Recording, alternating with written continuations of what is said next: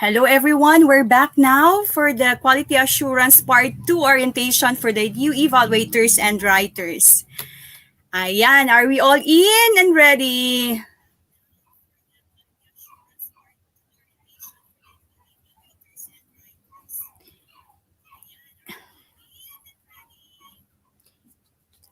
And to begin with our session this morning, let us have the guidelines on the evaluation of the learning resources in the flowchart of our evaluation. Let us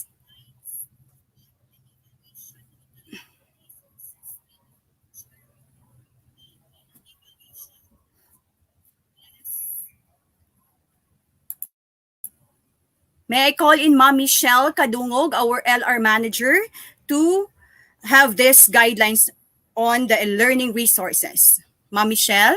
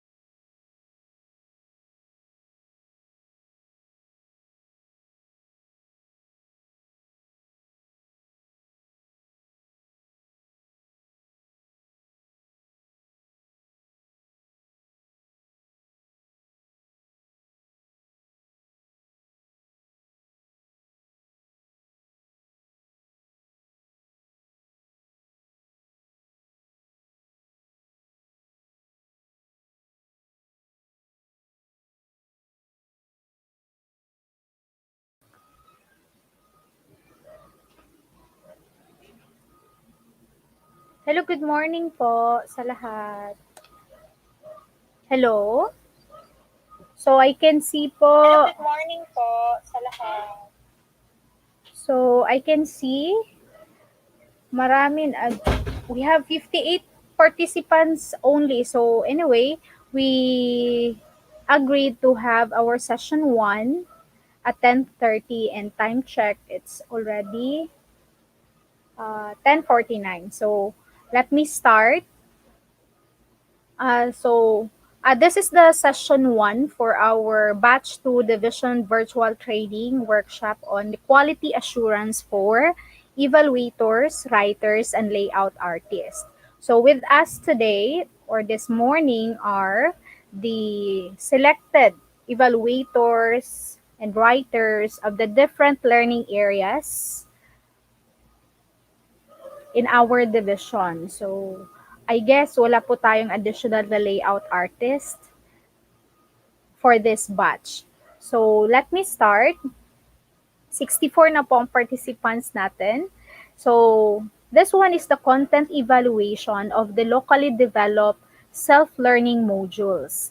So, what we have in our division is the learning activity sheets or LAS. Kasi nga po, our material cannot be categorized as the self-learning module since we don't have the preliminary pages and other sections to qualify or to be called modules. So therefore, our materials that we are going to review and evaluate are said to be or categorized as learning activity sheets. Now, what are you going to what are we going to discuss this morning? Number one is to evaluate the content of the assigned self-learning modules or learning activity sheets for compliance with the content standards of the Department of Education. Second, the evaluator will write specific comments and findings on the pages of the SLMs or learning activity sheets where inadequacies in the content or errors are found. Next is to prepare and submit a report using the prescribed content evaluation tool and summary of findings template for each assigned learning activity sheet.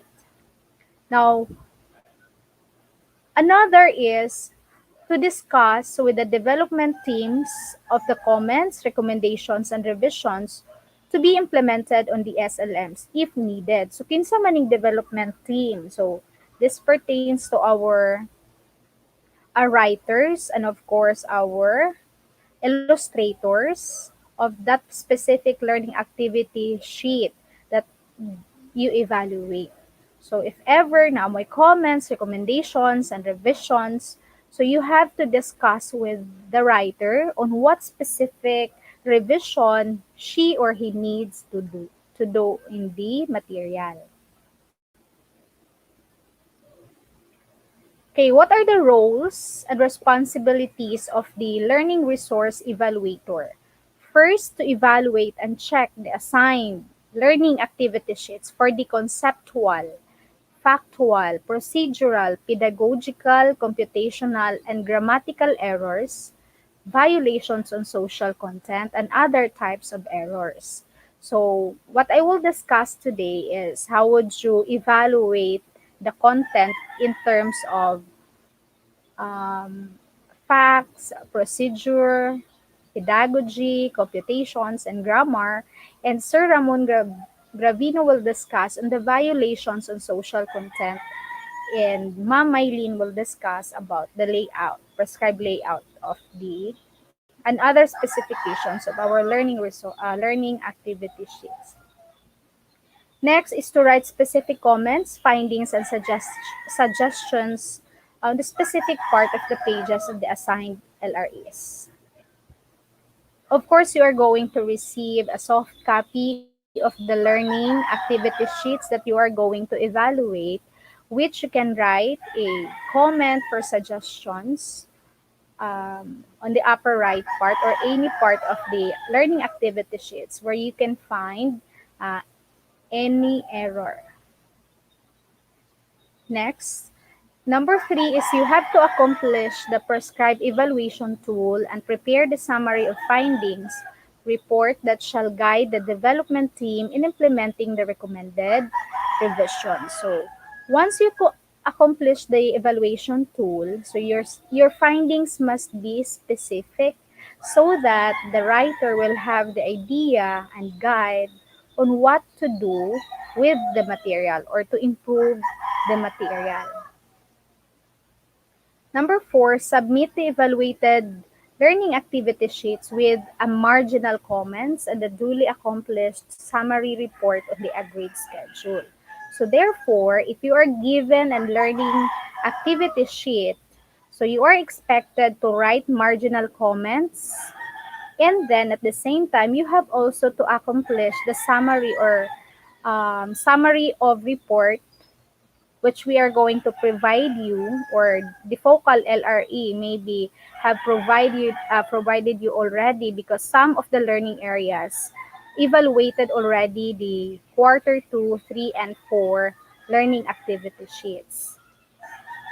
So at the end of the day, so if you're assigned with one learning activity sheet, so at the end of the day, you're going to submit that one to the the LRE focal in your uh, learning area with marginal notes, and the other one is the tool. Next, communicate with the development team if needed, should there be clarifications regarding the content of the assigned SLMs or learning activity sheets. If in case your summary of findings needs some or more a discussion, so you can automatically or directly contact the writer and discuss with the writer what to do with the learning activity sheets in order to improve the material. Next, you have to review the revise. So pagkahuman og revise ni writer, iuli ni writer sa evaluator. So si evaluator now will review the revised um, learning activity sheets to ensure that the corrections or suggested revisions were sufficiently and correctly implemented.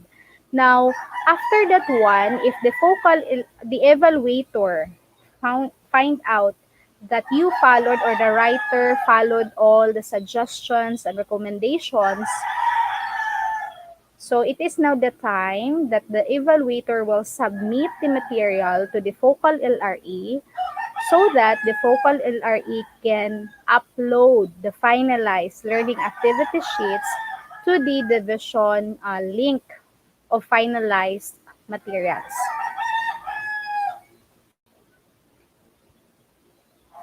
Next, how to conduct individual evaluation on content. So you as the LRE, you will receive the digital copies of the following materials. So you will have assigned set of learning resources. So when we say learning resources, we are referring here only the learning activity sheets, because our division utilizes or develop only the learning activity sheets. Another is the content evaluation tool and the summary of findings template. Now, you will be provided also the guidelines on the content evaluation. So part of that guidelines and the content evaluation, mauna ni ato ang gina-discuss karon.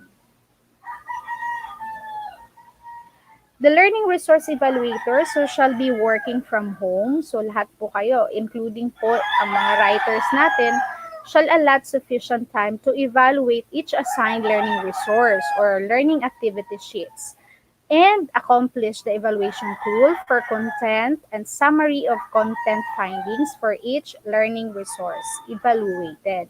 So why would you need to allot sufficient time in evaluating? Because your name as an evaluator will be reflected in the material, and whatever error na makita po once it will be utilized in the field or once it will be digitized.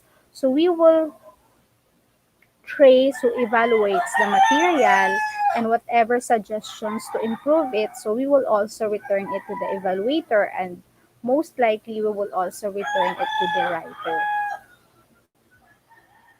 Now, the LRE shall evaluate the assigned learning resources one at a time.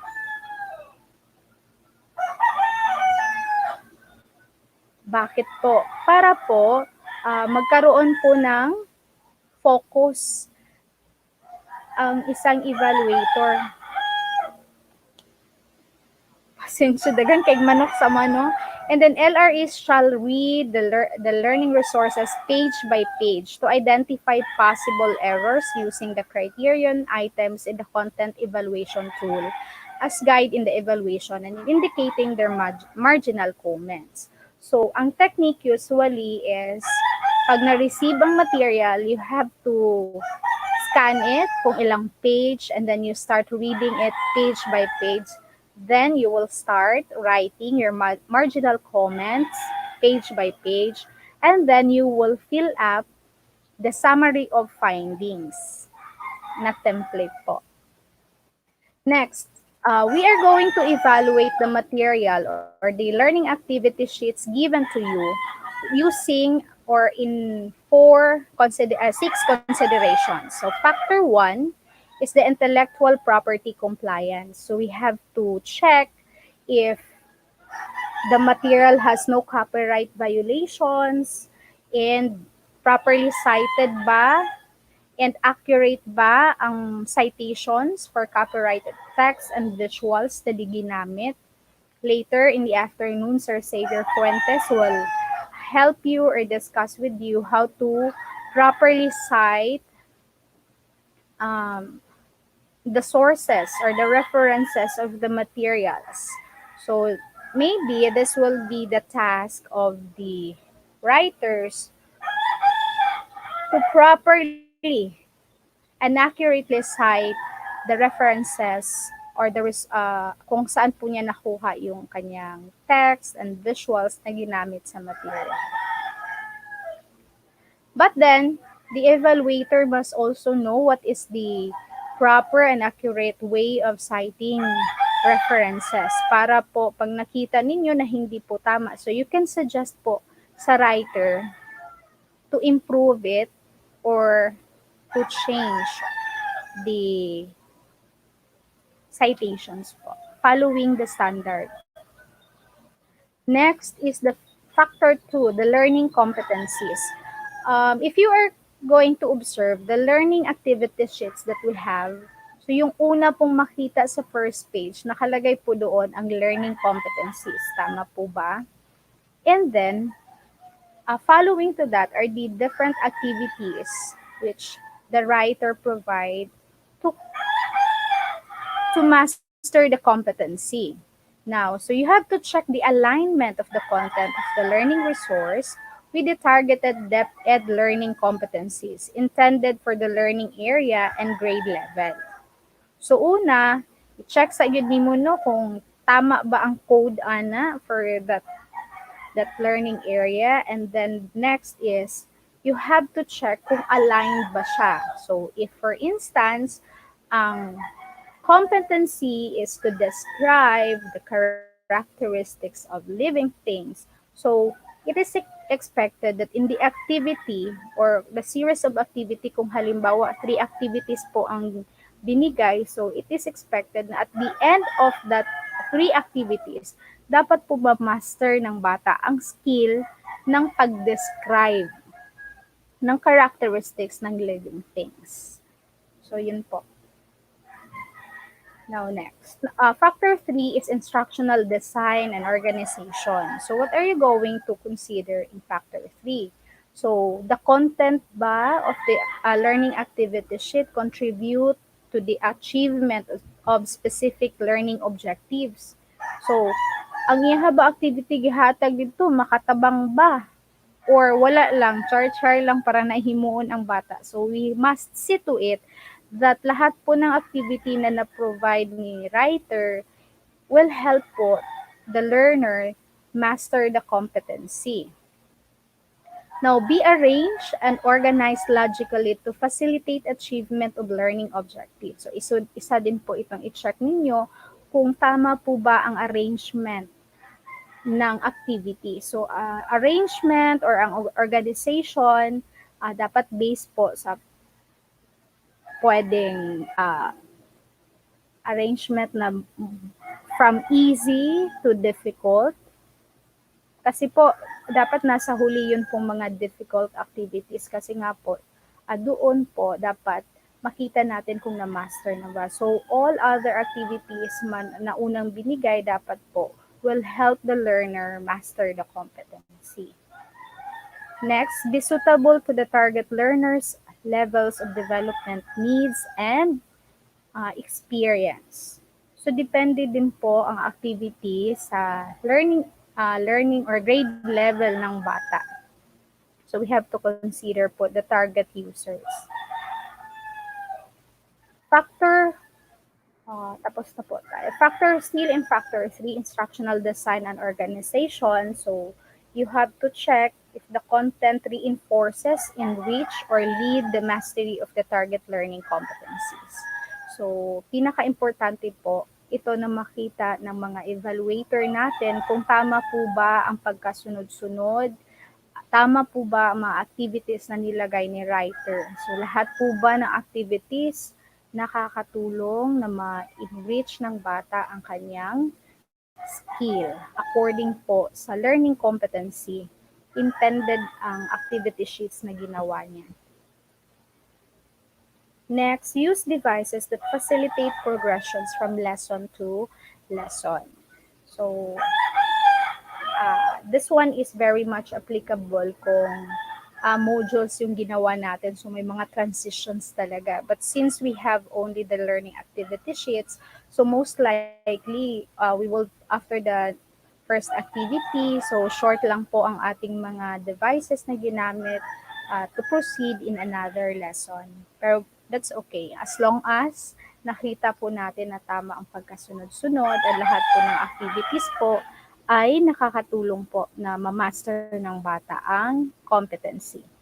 Allow for review, comparisons, or integrations with the previous lesson. So, ito din po para po sa module.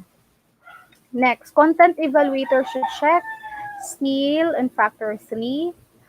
Use various teaching and learning strategies to meet individual differences and learning styles. So, isa din po nating tandaan mga evaluator and writers po na nandito. So, if possible po, the activities that we're going to provide in that learning activity sheets dapat po varied kasi nga po we must cater po the individual differences and different learning styles ng ating learnings. Some siguro are comfortable with maybe illustrations or mag-draw, but not all po. So may mga bata din po na very comfortable po na magsulat. So may mga bata din po na comfortable magbasa pero hindi po lahat po. Iba-iba po ang ating mga learners. So we have to consider na ang individual differences ng ating learners po. Next, promote the development of higher cognitive thinking skills and 21st century learning skills. So alam na po ng mga writers natin ito, but sometimes when we develop a material, malilimit po tayo as to what activity na ibigay. But anyways, in each activity per week po, so we are not giving any limits naman po as to number of activities na i-provide. So as long as makater natin lahat ng competencies in a given quarter. So may mga learning areas po na kukonti lang po ang learning competencies in one quarter. So ano po ba ang ginagawa ng mga writers? So gumagawa po sila ng parang na-stretch po yung competency para po talagang ma-master. So kung Dalawang competencies lang po, some of the writers or learning area supervisors suggested po na mag-add ng mga learning activity sheets para po talaga ma-master yung mga competency na naka-indicate per quarter. Next, enhance the development of desirable values and traits. So, isa itong dapat i-consider ni evaluator and ni writer kasi nga po, usually, pag na-digitize na po ang mga materials na ito, so, di na natin ma-check kung saan po ito or kung sino-sino na po makakita. So, we must see to it that it promotes or enhance desirable values and traits. So, kita man siguro mo atong sample no nga kanang kuninitan dayon sa social media katong halimbawa katong aswang daw. So, murag ing ana so likaya nato. Anyway, Sir Ramon will discuss some of the social content violations po na di dapat na nasa learning resource natin po. Next, factor 4 is instructional quality. So we have to check the learning activity sheets kung may conceptual errors ba, procedural errors ba, may computational errors ba, and may violation on social content ba ang learning material, then may factual errors ba, pedagogical errors, or grammatical errors. So, kahit nga po, maybe you would say na, science man ako, so dili na ako magtanaw ng grammar. Okay. So, we would like to request kahit nga po dili ta English majors, kabalo man tag kung unsa to awkward kaayo na mga um, pagkastorya or kung makita man dyan nato din kung basic sa kanaganing subject-verb agreement. So, the evaluator can change that one kung very minor lang po ang error na nakita para dili na unta ibalik pa sa writer. Kaya kung mga subject-verb agreement, ginagmay ra kaayo nga ma-check lang ninyo in just few clicks.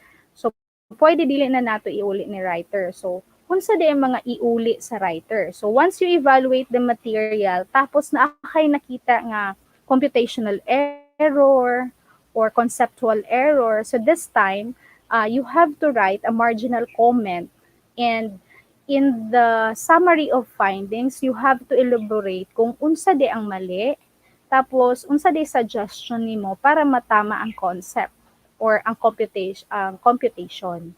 So that's the time that the focal LRE will return the material to the writer. In writing your comments or marginal comments, we ask the evaluators na sana po isulat ng malinaw kung ano po yung nakitang mali. Tapos, please do provide suggestions on how to improve or correct the error nga nakita ninyo sa material so that the writer will be guided kung unsa iyahang buhaton kay basig parehas sa iyaha tama dyan na no, pero kung imuha pong gi-discuss o gi-explain dito nga no, so the writer will have the idea. Anyways, ang kaning ato ang math and science na mga learning resources or learning activity sheets, mao ning nag-identify me og additional language evaluators kay since ang medium of instruction niya is English, therefore, nag-add me og language evaluators kay para ang material sa science and math will undergo a language evaluation bago po mag-proceed for, bago siya i-finalize sa ato ang focal LRE.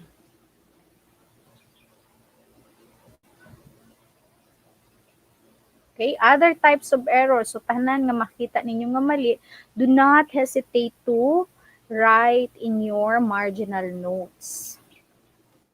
Okay, so next is factor 5, assessment. You have to check if that assessment will help the teacher evaluate the learner's progress or is kaning pinaka-importante o dili jud mawala is ang learning activity sheets ba or the activities provided is aligned with the specific learning objective. That is why if you are going to observe, most of our evaluators are the master teachers. Kasi nga po, it is expected that the master teachers po trained and capacitated po in checking the alignment of the activities as to the competencies. The material po ba facilitates self-checks. So we have to indicate answers para po ma-check ng bata kung tama ang yang answer. So, ang pangutanaan ni karon, makatabang baka sa bata kung naay answer i-provide. So, some of the teachers did not printed the or it did not include the answers in printing the modules. Inig-distribute, wala na yung answers. But the intention of the Bureau of Learning Resources is that, kasi nga po, ang learning activity sheets natin, dapat po, hindi po basis ng ating grades. Kaya po, may mga answers, kasi nga po, dapat mag-answer si bata, tapos ma-check niya kung tama or mali yung answer. Kaya lang, natay problema, kaya nga itong mga bata, moderitso naman og tanaw sa answer niya diretso na yung dili na mo basa or di na maghuna-huna kabalo na sila nga naay answer sa likod so mo diretso didto tanaw sa answer and then isulat niya didto no so ako na ako'y anak so grade 2 kaayo pero kabalo na siya kay wala man gid kay nako siya ginatabangan ingno na nako basa kung unsay malisdan pa help so nakita na ako nga how na siya mo tan-aw sa last part of the material kay nadoy answer didto. Mao ni ron. Next, we have to check also that the assessment are varied. 'Di ba po? We discussed or we mentioned a while ago that our learners have different learning styles, have differences also, no? So therefore, our assessments must also be varied. Kay kung magsige na lang jud ka og pa-drawing, suluoy po tong dili hawod og drawing o dili hilig mag-draw. So therefore, it must be varied. Now, so factor 6, so last na niha is the readability. So you have to check as an evaluator you have to check the readability of the material. And for the writer's pod, you have to consider readability of the material nga inyong ginabuhat. Now, words and sentences that are within the level of the targeted learners. So, isa na, maka-affect kay kung grade 3 or grade 1 ang inyong expected na users sa inyong material nga gi-prepare and then you used or like for example ang sentences nimo didto is tag 20 na ka lines so that is not suitable to them so you have to consider the words and the sentences na appropriate po sa target learners natin. Now, paragraphs and sentences that are structured to the level of the target learners.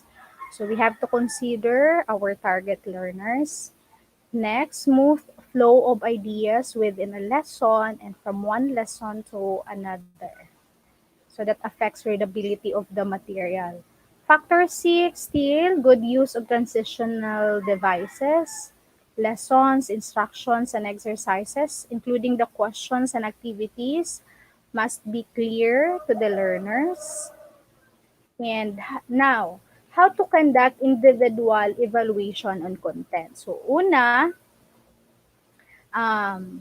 akong giingon gaina, so you have to scan the material nga gihatag sa imuha, check kung pila siya ka pages, kung wala by na miss na page ana, and then you have to read it page by page, and then you have to encode comments on salient points based on the criteria while examining the LRs.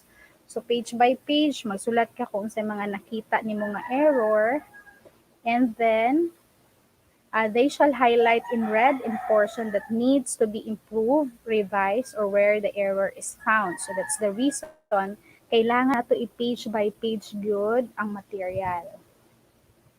Tapos, specify comments, findings, and recommendations beside the highlighted portion to guide the development team in revising the learning resource. Next, use summary of findings template. So, katong last nga ihatag sa inyo nga material, dito ninyo i-summarize tanan nga comments ninyo page by page. And then, number 5, so evaluators are advised to avoid using vague words and non-specific or generalized comments in indicating marginal comments. So halimbawa ana kay words that are not appropriate. Ingon lang ka, the words used in this imudeng linya-linyahan ang paragraph are not appropriate. So with that, walay guide si writer kung unsa or unsaon niya di ay pag-state kay basig para sa iya mao na jud na ang pinaka-appropriate way of writing the sentences or the concept nga nasa huna-huna. So another is many of the examples are not aligned with the content. So kung mga naka are not aligned. So you have to be specific. So kung may kag dili siya aligned, butangin na lang anong dili siya aligned. And another is the sentence is not clear. So you have to provide nganong dili siya klaro and how to state it para klaro. Next, the verb is grammatically incorrect. So instead, you provide kung unsa day tama nga verb imuhang iyahang gamiton. Next, after evaluating the learning resource or the learning activity sheets nga gihatag sa inyuha, you will go over again to the indicated marginal comments to validate or confirm that the comments and recommendations are consistent and thorough and to check that none is missed out. So walay makalimtan tanan mabutang dito sa summary of findings. Next, you have to ensure that all the comments and recommendations indicated in your marginal notes page by page ma-appeal sa summary of findings report. Now, notes in the specific pages adequately support comments in the summary of findings. So summary of findings na to ipangbutang ha kung unsa atong suggestions to improve the material. Next, LRA shall provide an overall assessment on the content quality based on the comments and findings in the LR. So they shall include the summary of findings of the overall findings and recommended if the LR requires minor or major revisions.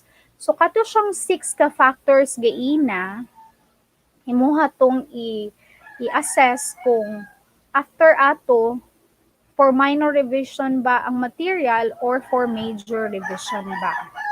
So akong i-discuss sa inyo ha, taod-taod unsaon to siya nato pag-determine di ay nga for minor revision ba or major revision ba ang atuang material. Next. So after nimo siya ma-evaluate, so dapat we have to submit on the agreed date. So ang agreed date man gud ana is kung gihatag sa imuha karon, you have to submit that one at the end of the day. But considering busy daw kay mo this week, so ing-ani na lang you have to manage your time as long as aware ta sa atuang deadline. So kung busy ka gikag Lunes hangtod Huwebes niya ang deadline di ay is Friday, it's okay nga Friday mo siya evaluate niya, masubmit nimo on Friday. So you have to manage your time as long as makamit ta sa atong deadline. So ang pangutana nganong kuan man kaayo ang deadline kanang ipit kaayo, so we have to inform you all that we are preparing for the digitization, no? Need pa man good i-digitize bawat isa nga material nga ma-finalize. So we have very limited numbers of kana bitang IT nga maka-convert sa materials. So dapat mapasa na nato sa ilaha po daily kay murag almost 100 pud sila kabuok. So lisod pud kung maghulat-hulat sila Nya, kay wala pa tayo na-evaluate. Sige. Next, if deemed necessary, so the learning resource evaluators may confer with the development teams of the or the focal person to present their findings and agree on the revisions and improvements to be made in the LR. So kani siya if in case na-address makita ninyo nga murag og usbon siya tanan kay wa gyud na mao ang activities. So you have to contact your a focal learning area evaluator nga mo set ka og kanang meeting, magkaistorya sa writer, bahala virtually, mag-create si focal LRE og meeting nga kamo lang ni writer, ni evaluator with the focal LRE ang mag-discuss regarding sa findings. At least man good kung magkaistoryahan ay maklaro kung unsaon pag-improve ang material kaysa po kanang kuan lang isulat kay nabi unsahay pud no kanang dili na to ma-express tanang ideas sa pagsulat. So pangutana karon na nag-comment first batch when they evaluate and writer comments daghan kay nag-PM sa ako ana nahutdan daw sila in English. Ing-ani atong klarohon dili necessary nga i-English nato ato ang mga suggestions. Gawas lang ko ang sentence English di man nato pwede translate but as to instruction how to improve the material kung maglisod ta in English so we can write we can use vernacular na lang para po magkasinabot yun.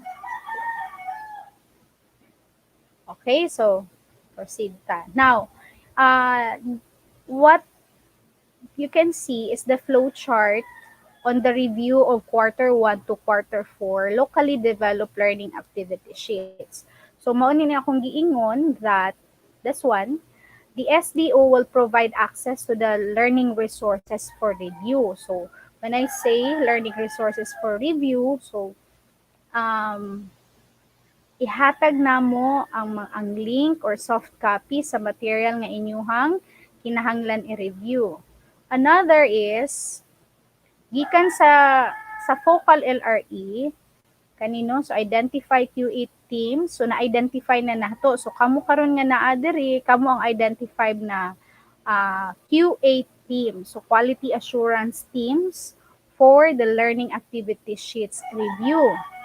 So na-identify na mo sa ato ang education program supervisors by learning area and perhaps nanay naka-assign by grade level. So karon ang material is hatagan na mo no. So mao na ni the evaluator now will review the learning activity sheets. Now, if review ni evaluator, so makita niya nga okay man tanan ang sulod, kaya lang ang layout dili mao kay na mga tables na putol like for example half sa table na sa page 1 ang half na sa page 2 unya ang instruction didto connect column A with column B kakita mo tong gi tawag ani gi kuan gibalita last time na kuan katong luoy kay ang bata kay ang iyahang connect gikan sa page 1 ni agi sa luyo hantud jud tas kay lang iyang linya hantud naabot siya sa page 2 so mga things like that so kung mga ing-ana lang siya na kanaganing error so pwede nato siya ihatag ninyo sa focal LRE kay naaman tay mga layout artist so ma-layout na sila so human og really out sa layout artist, ibalik na po na sa focal LRE, and then ipasag balik sa evaluator kung okay na ba ang layout. So once it is okay, wala na further comments, ipasa na sa focal learning area evaluator kay iyahan nang isended to sa folder nga finalized. But, so unsay may tabo kung si evaluator na makita nato sa iyang summary of findings nga naapay further comments and recommendations or ang material nakita ni evaluator nga for minor or major revisions so mag-unsa man so iuli na ni focal LRE sa writer. So ang writer pod i-revise niya ang material base sa iyahang base sa summary of review or katong findings and recommendations ni evaluator. So after ni na-revise ni writer, ibalik na po niya sa evaluator, and evaluator will now check kung ang iya bang recommendations na follow ba, ang giingon niya nga mga errors na check ba. So if no further comments and recommendations base sa evaluator, so ipasa na karon sa focal LRE, and the focal LRE will upload that material in the finalized or in the folder nga na nakabutang finalized. Because kung na-finalize na siya, amuan na siyang ipasa na po dito sa IT na naka-assign sa learning area, sa inyong learning area, tig-digitize. Okay? So, naabatay pangutana so far, pwede ninyo ma-comment kay magpakita kog sample sa ako ang evaluation tool para na amoy idea.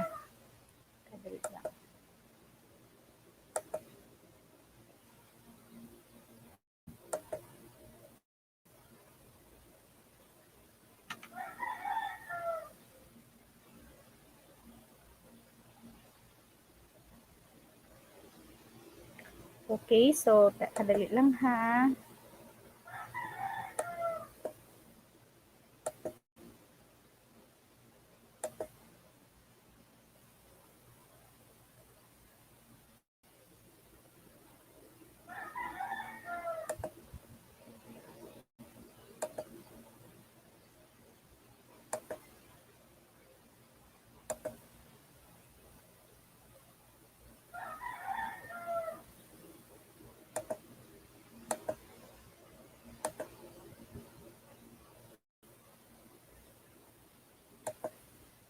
Okay. Hello, pa-comment. Nakita ang ako ang kuan screen. This one. So,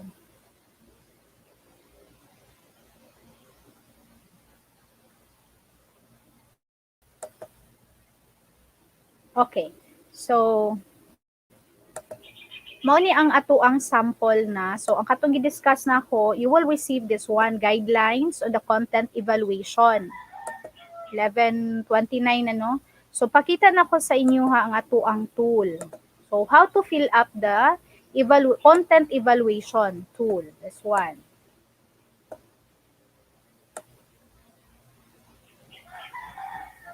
Okay. So, this is the tool. Now, sample ni nga tool sa ako ang gi-evaluate last time. This is the Annex 1, or the tool that you are going to utilize.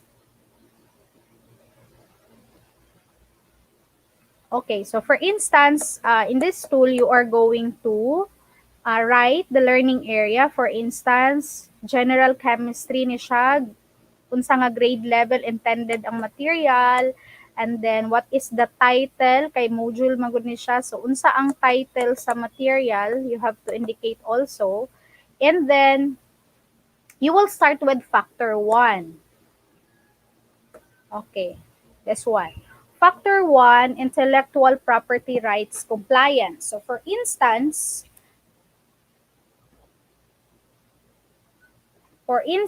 mao ni ang ato ang material.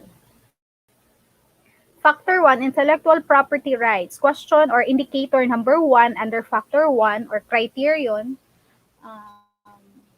1, the learning resource has no copyright violation. So kung yes, so wala siya violation, so i-click nimo nga yes. It so happen nga sa material na ko nga i-evaluate, tawag ani. Wala niya na, kasi tawag ani, has no copyright violations. So naamang ko'y nakita dito kay dili properly cited ang iyahang visuals na gigamit, so nag-no ko.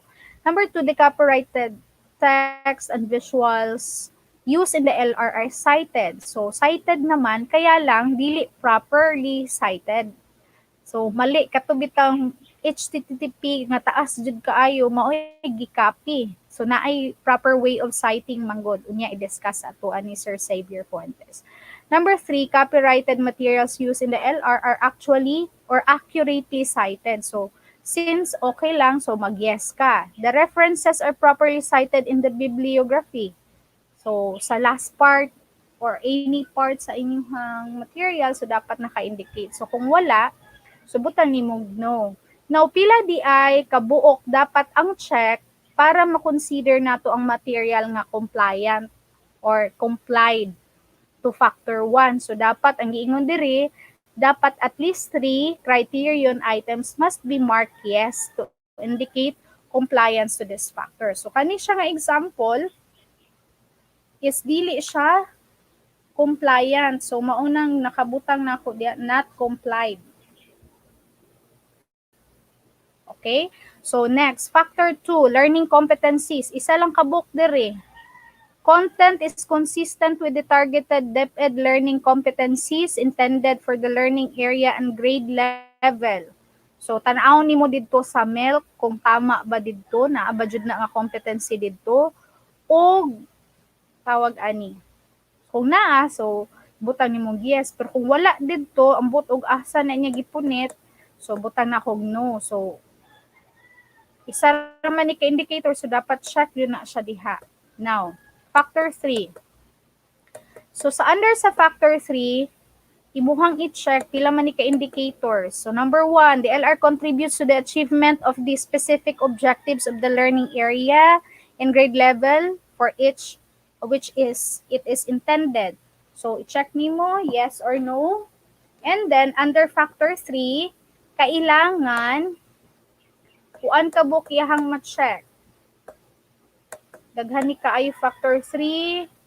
So you have at least 8 criterion items must be marked yes para ma-consider nato ang material nga compliant in factor 3.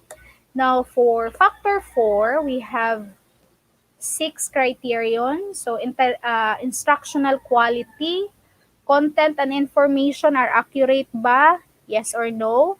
Tapos content and information are up to date. So imuha pod siyang i-click diha. Now, out of 6 indicators, pag naka-check na siya og at least 5, so that material is compliant or i-click nimo complied. The material complied factor 4. Next is factor 5, this one. For assessment, the LR provides useful measures and information that help the teacher evaluate learners' progress in mastering the target competencies. So, imuhang i-check kung yes, then out of pila man na ka indicator, 6, kailangan niya og 5 ka check bago siya ma-consider nga compliant sa factor 5. Now, for readability, naatay 6 ka criterion and out of 6, dapat maka-check siya og 5 para ma-consider nga compliant siya or money. Na-comply niya ang factor 6 which is readability. Now, diri sa ubos is the decision. Recommendation. So, minor revision, the material is found compliant to the minimum requirements in all 6 factors. Pananglitan, complied niya ang 6 factors. Kaya lang na mga pipila ka nga comments, so that is minor revision. However, kung ang material dili siya compliant in one or more factors, so ang ato ang comment ana or makategorize nato na siya or i-recommend nato ang learning activity sheets for major revision. So mao na siya, iuli nato na sa writer. So ibutang ninyo inyong name as evaluator unsa nga date mo nag-evaluate. Next, asa man karon ninyo ibutang tong inyuhang sample na siya ha sa summary of findings. So, ang next na kong i-present is the summary of findings. Hopefully, makita ninyo maklaro. So, mauna siya ang annex 2, summary of findings. So, still you are going to write the title of the material, And then, unsa siya nga grade level intended ang inyuhang material. Tapos, page by page, ato ang ibutang ang ato ang, okay, so example, you have to indicate, for instance, naro, first column is the paragraph, the line, the page number, so in chronological order. So example, paragraph 1, mali din ako. Paragraph 1, page 1, paragraph 2, na ako'y description. The introductory statement of this material is insufficient to stimulate the interest, development, critical thinking of learners. So unsa man ako ang gisuggest, please include in the discussion in your why is it important to know the compounds in the products where we are consuming daily, or why did the chemist come up with the formulas? Tapos, page 1. Objective 1. The subtask objective is not logical and not congruent to the main competency. So, naapo kay suggestion nga ibutang sa ika-third nga column. So, kung giingon, a focus on the skill you want the learners to develop in this module, which is writing chemical formula, thus in subtasking. So, diri sa imong recommendation nga part, imuha yung isulti. So, kung makita ninyo, taas-taas akong comments, kay naaman diha imong suggestion. Another is, kani, example, let us try page 2 to 5. So, kaning let us try, kuan man siya section sa module, nga, page 2 to 5. Question number 3, 5, 9, 10, 11, akong kuan diha, are all about naming of a chemical compound. So, akong suggestion, change questions that will assess learner skills on writing chemical formula. Kay ang yahamang kong items and question, nangutana siya og mga names, pero ang competency niya is writing chemical formula. So, mauni siya ang ato ang example sa ato ang summary of comments, na siya mga times nga na siya activity, for instance kani page 8, activity 2, na siya activity 3, page 10, apod siya activity 4 to 5. Unsa akong comment, kay dili man siya aligned, nagkalas-kalas ra siya page. Nya murag sa previous na mga activities, murag na meet na niya ang, or ma-master na ang competency, kung iha pa siyang pataason kaayo, so ako ang gipa-delete. Sa inyong part, pwede pod mo mag-suggest another activity para ma-master gyud sa learner ang competency. Okay, so naa siya activity 7, 12, so murag ana siya. Moabot ni siya og pila ka pages. Page 19, 19 pages ni iyahang module manggod ni. So dire sa ubos sa summary of findings, you are going to write your name prepared by, kay mao ni among basihan kung pila ka book inyong na-evaluate, among i-indicate sa inyong certificate later. Kung pila ka modules ang inyong na-evaluate, diri may magbase sa inyong summary of findings, and you have to reflect the date ninyo na accomplished ang inyong evaluation. So far, maulang na.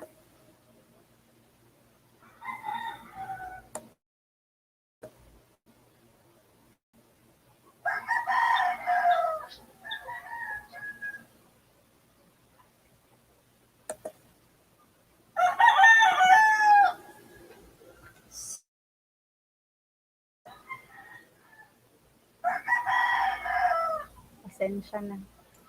Okay. Mamuen? Michelle, thank you, Ma'am Michelle, for sharing the guidelines on the evaluation. So time check this time is 11:40 in the morning. So we will continue for the next topic this afternoon. Mag-break muna tayo. Ma'am Michelle, ang next topic mamayang hapon na para to regain sa strength ng teachers while listening the participants. So Dear participants, thank you for your time. So, natapos na kanina ang guidelines given to us, presented by us, by Ma'am Michelle, our LR manager. So, can I have an answer from our participants? Are we all guided for that guidelines being presented? Dear participants, the evaluators and writers, please comment. Guided po ba tayo lahat about our roles and functions being an evaluator and a writer? Naintindihan po ba natin mga participants, our new writers and evaluators? Ayan, wala akong nakikitang nag-yes. Ay, meron na. Yes, Ma'am Bebs, thank you for confirming. Ayan, naintindihan ni Ma'am. How about the others? Baka may mga tanong po tayo regarding sa topic ni Ma'am Michelle on the guidelines on how to evaluate the learning resources. Pwede po nating isave yan siya mamaya at yung mga tanong natin that will be entertained mamaya po para masagot po ng ating mga concern discussant or presenter this morning. Ayan, absolutely yes. Thank you, Ma'am Veronica, for saying yes, and thank you for accepting the challenge, Ma'am. Congratulations, everyone, to our new writers and evaluators. Welcome to the world of learning resource evaluators, and so with the writers. So this time, siguro naintindihan po natin na sa LR, we will find errors. So ito na ang time na maghanap tayo ng mali, 'di ba? Mga evaluators, that is our big role, na hanapin natin yung mga errors to be corrected, syempre. And for the writers, ibalik natin sa kanila pag may mga revisions, ma-major man o ma-minor. So that would be all for this morning, everyone. See you mamaya at 1 o'clock in the afternoon. So we will have our break. For now, everyone, bye-bye muna. See you later at 1 p.m. Happy eating, everyone.